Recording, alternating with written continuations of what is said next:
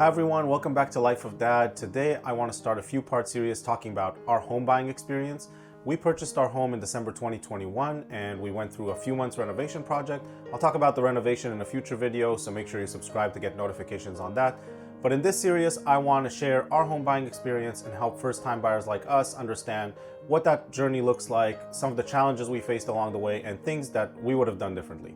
So to kick off the series, I'm just going to give a quick overview about how I divide the home buying process into 7 steps, and I'll go into more details about each one of these steps in future videos, and as those come up on the channel, I'll add links to them that will pop up on this video. Now with that out of the way, let's get to the 7 steps of the home buying process. Step number 1, learning the market. I have a lot to expand on this step, but the one piece of advice that I'll give here is don't buy a house in a new city without having lived there for at least a year. You could go for less, but having a full year cycle lets you experience all the different seasons and see different areas of the city. It will also let you see whether you like the area that you thought you would and give you a better understanding of what a fair price is for different homes in different locations. Step number 2, secure funding.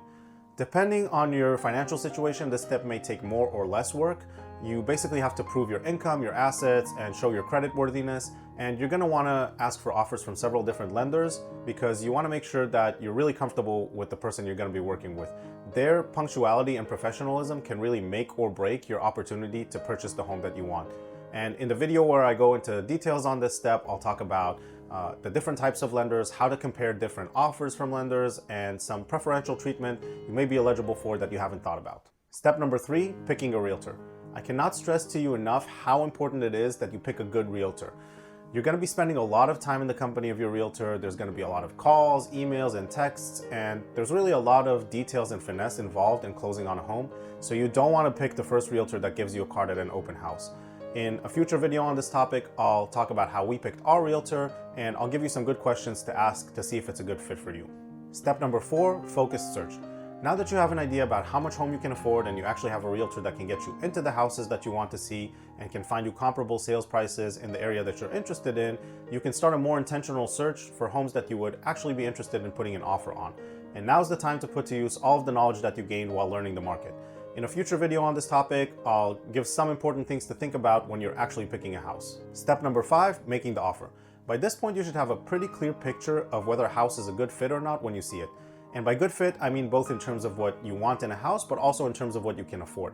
You should be able to tell whether a house is overpriced or underpriced, whether it's going to sit on the market or go quickly, and how much you should offer for it.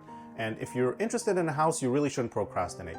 In a separate video on this topic, I'll talk about the timeline once you've made the offer, some important items to make sure to include in your offer, and a few other tidbits that will make your offer seem more attractive. Step number 6, inspection and negotiation.